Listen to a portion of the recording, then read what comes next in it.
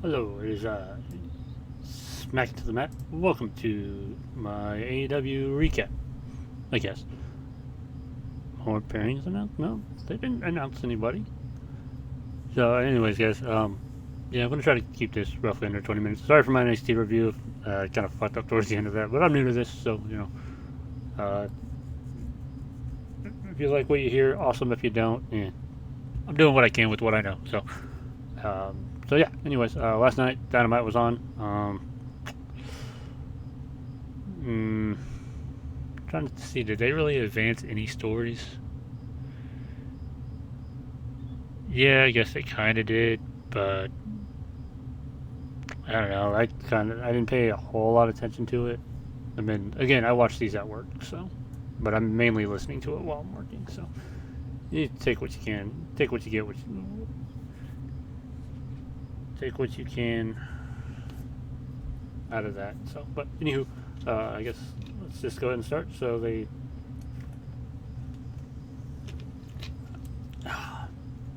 started with the recap of everything that happened at Forbidden Door, talking about all the great matches, and yeah, so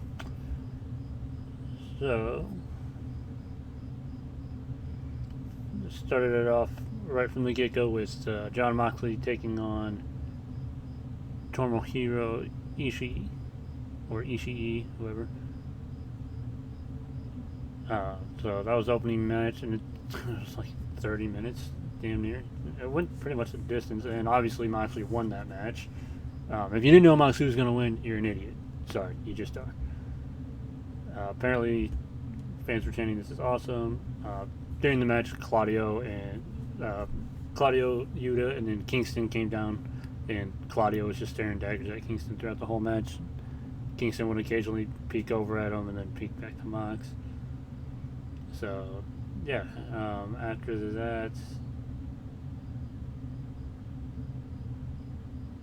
oh, so after the match, Moxley got the win after hitting, I think, two Death Riders. So, Ishii kicked out at one, I believe, with one of them, which was cool.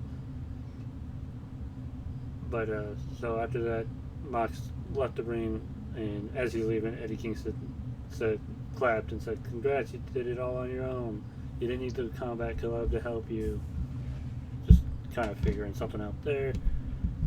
Again, this feud is going exactly where I said it would be, and they announced the match, which I'll get to here in a little bit. So next up, Renee was backstage with Adam Cole. So that Cole just arrived. He arrived in an SUV. Renee asked him what's up. He said nothing, and all of a sudden the car comes speeding down, honking at him, and almost hit him. Gets out, and Adam Cole was like, "That was your problem, man." And MJF's being all same he was with Sammy back when they did that. So just happy-go-lucky kind of, "I'm your friend. Don't treat me like a bag. I'm your friend." So MJF came up, said, "Congrats on getting sick." Wish I would have thought of that. And he's like, "No, dude, I really was sick." "Sure thing, champ. Obviously, you weren't good enough to beat me for Triple P, but nobody's on the level of the devil. But just imagine what we could do as tag team champions." So how about you and me go bond a little bit? We'll hop in my car, and Adam Cole's like, "Sure, I'm gonna go say hello to a few people first, and then I'll come meet you later." And he's like, because MJ's whole thing is, "I'm the heavyweight champ. I don't need to be here if I'm not fighting." And he's like, "And it's boring here. Let's go do something else." So that'll be funny to see how that plays out. Those guys they got good chemistry together. Cut the commercial, come back. Renee's backstage, yelling at Moxley about what's going on between him and Kingston. Kingston came in and said, "I got your back, Mox, but you're with Claudio." Moxley, "Who cares about some Chikara BS between the two of you from years ago?" Renee said, "Enough, Eddie. Better fix this. I'm done." And then Eddie just kind of stood there and just stood there and looked like he's like, "Fuck, I don't know what we're gonna do."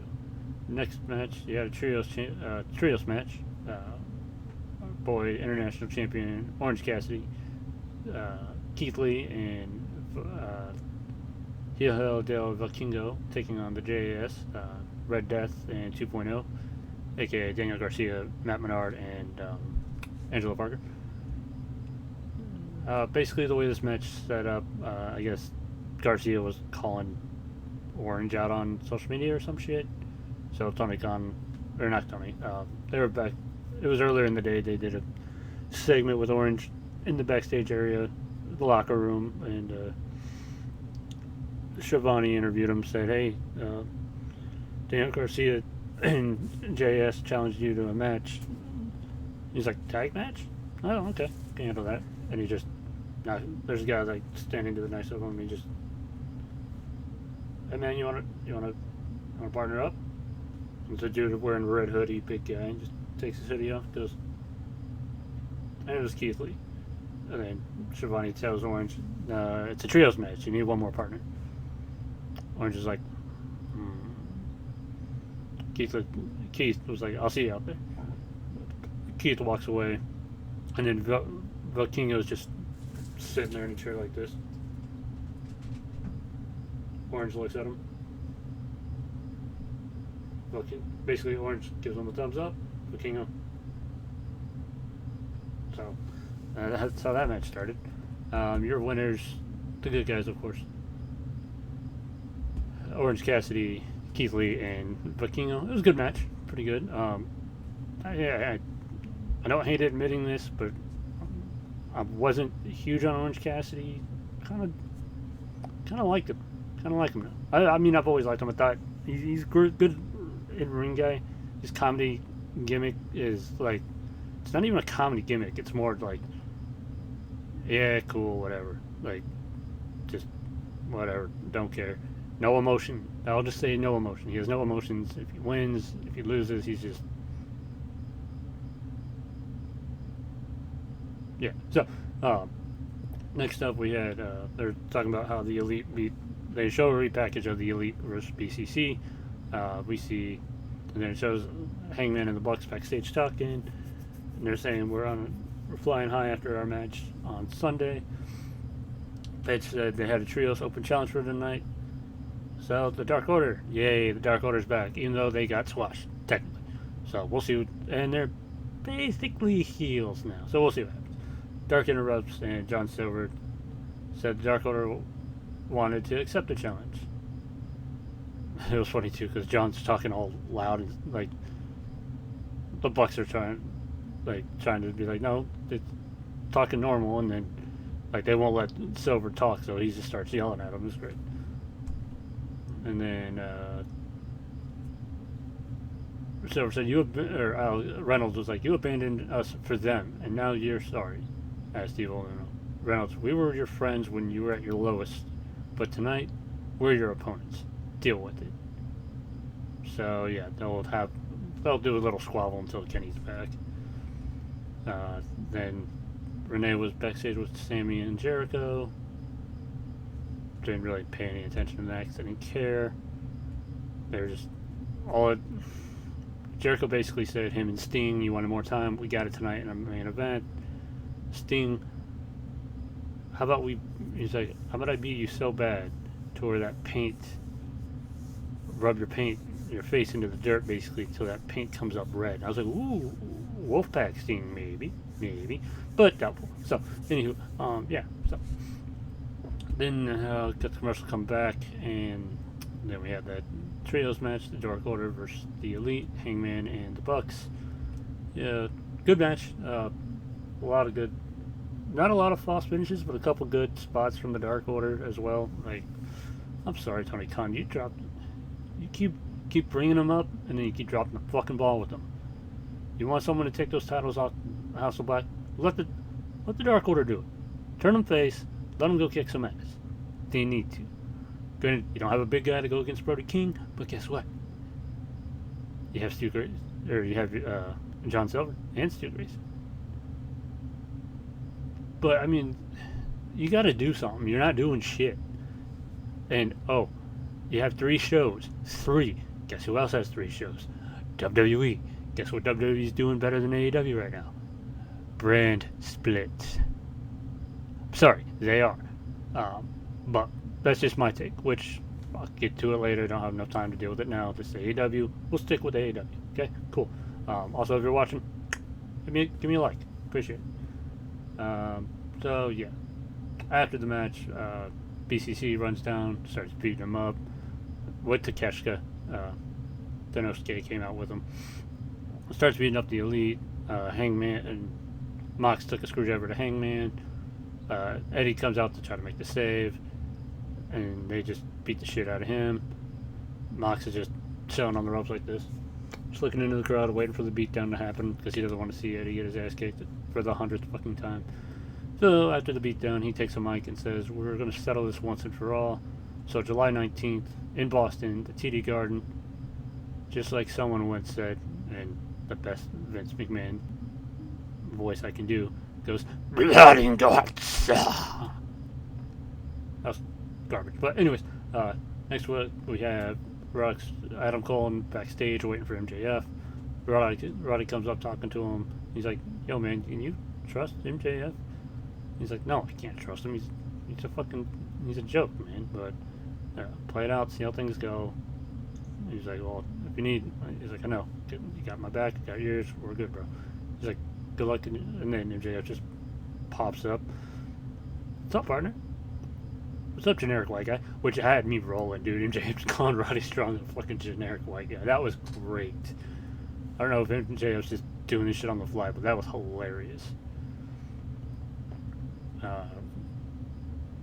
And then MJF's like, "Come on, get in the SUV. It's party time. Let's go." He's like, "All right, just give me a second." So he tells Roddy, "Hey, good luck in your match against Joe. Love you, bro. See you later." Sounds good. Boom. Cole hops in the car with MJF, and MJF says, "All right, party time. Let's go." And they drive away. So cut to commercial. Come back from commercial. Talking about how Jungle Boy turned on Hook. Jungle Boy comes out to his music, tells him to shut it off because it's the last time you're ever going to hear it. So he's full on hero mode, basically saying Hook's a nobody. He's only good because of him, which we all know is not true. And then said he wants his FTW title, which we all knew that was coming too. And then, yeah, basically got in the ring, called Hook a little piece of shit, then says he could kick his ass. And then towards the end, Hook came out and fucking darted down to the ring. MJF, or not MJF, so used to heels, MJF's the heel. Jungle Boy ran away. Hook chased after him. Next up, I did not even know that match was on there.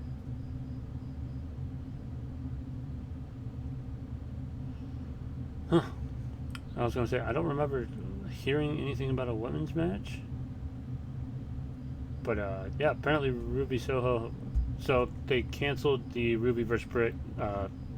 Britt got sick. So that'll happen next week on Dynamite. Ruby still had a match against a local competitor, Alexia Nicole. Ruby won this with the lockjaw, so throwing shade there. And then, oh, that's why, because I skipped it. And then the main event, Texas Tornado Tag Team Grudge match. Basically a Tornado Tag no DQ match, because a lot of shit was going on in this. But Painmaker, Jericho, and Sammy Guevara taking on Darby and Sting. It's a pretty good match all the way. They gave it plenty of time. Cool spot. Darby grabs a ladder. He's about to hit the coffin drop. Sammy threw two tables that are side by side, not stacked. So they were side by side, not stacked. Onto Sammy Guevara. He's climbing up the ladder. Instead, Sting climbs up the ladder. The ladder's inside the ring, mind you. Sting climbs up the ladder. And Darby's like, "What the hell are you doing, man?" He's like, "I got this." Crowd's cheering for it. Darby's looking like, "You got this?" And Sting's like, "I got this." He's like, "All right, cool." Puts his hands on his shoulders and goes, "Get him." Hops down. Sting does his best Stinger splash on the Sammy Guevara through the table. Only went through one table. I think he sold it short a little bit. But he protected himself because, I mean, if Sting was to really do that, he'd fuck himself up probably.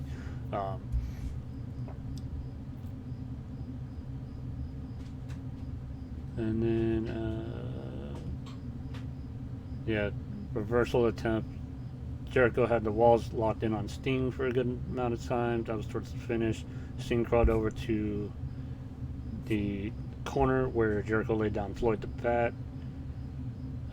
Sting picked it up as Jericho scooted him away and just pop, backed him in the back of the head. Hit a Scorpion Death Drop. Jericho kicked out of that. Jericho hit a Codebreaker, I think. Sting kicked out of that. No, Sting went for a second Stinger Splash. Jericho countered with a Codebreaker. Sting planted Jericho with the Scorpion Death Drop for near fall. Jericho attempted the Codebreaker again. Sting countered it this time with the Scorpion Deathlock, and Jericho tapped. So, good match. So, yeah.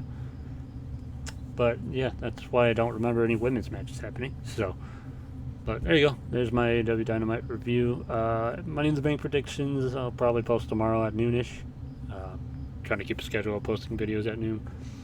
No wrestling on tonight, so I don't have to worry about that. Can do Money in the Bank predictions later. Do a little talking about that. SmackDown / Rampage will probably go up Saturday at 10 before Money in the Bank.